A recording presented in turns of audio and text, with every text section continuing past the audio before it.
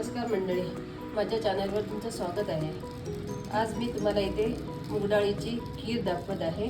त्याच्यासाठी मी इथे 1 वाटी मुगाची डाळ घेतलेली आहे। आता मी इथे गॅसवर कढई तापत ठेवलेली आहे। आता आपण त्यात मुगाची डाळ थोडी भाजून घेऊया। गॅस मीडियम ठेवूया। ही बघा, डाळीचा कलर आता चेंज झालेला आहे, म्हणजे डाळ ही चांगली भाजलेली आहे।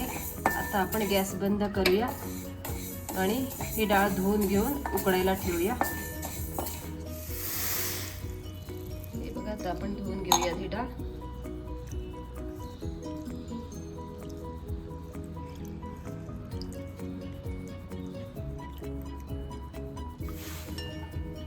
डाळीतलं पाणी मी धुवून टाकून दिलेले आहे। आता आपण हे उकळायला ठेवूया। हे मी दुसरं पाणी घेतलेलं आहे। आता आपण उकळायला ठेवूया, 10-15 मिनिटातच होऊन जाईल। आता आपण मुगाच्या डाळीच्या खिरीसाठी लागणारं साहित्य बघून घेऊ।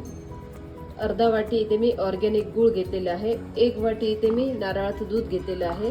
इथे 1 चमचा मी तूप घेतलेलं आहे। अर्धा चमचा मी वेलची पावडर घेतलेली आहे।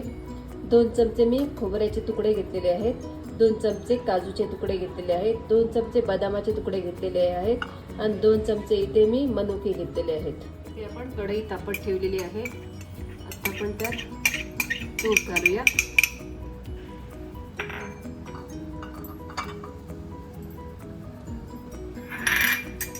आता आपण हे पहिल्यांदा खोबऱ्याचे तुकडे तुपात परतून घेऊयात।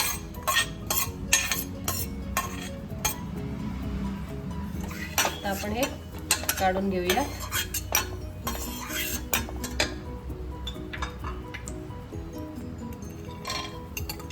आता आपण या काजूचे तुकडे पण तुपात परतून घेऊया।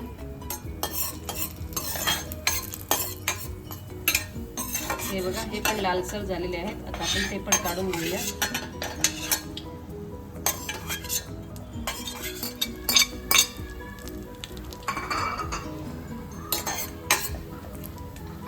आपण बदामाचे तुकडे पण तुपात परतून घेऊया। बदामाचे तुकडे पण चांगले फ्राय झालेले आहेत, ते आता आपण काढून घेऊया। त्यातच आता आपण मनुका पण थोडेसे तुपात परतून घेऊया। आता मनुके पण आपण भाजून घेतलेले आहेत, आता ते पण काढून घेऊया। आपण यातच गूळ घालूया।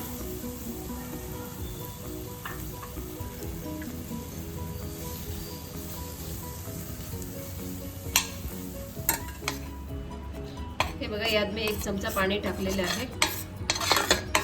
आता हे सगळा गूळ वितळलेला आहे। आता आपण यात उकळलेली डाळ मिक्स करूया।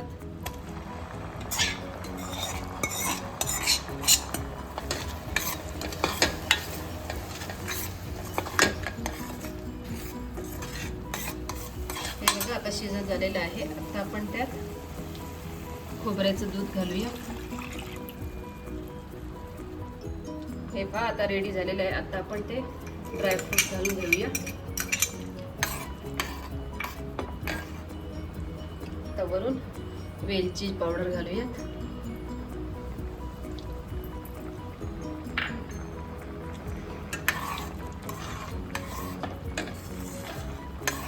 आता अशी आपली स्वादिष्ट अशी मूग डाळीची खीर इथे तयार झालेली आहे।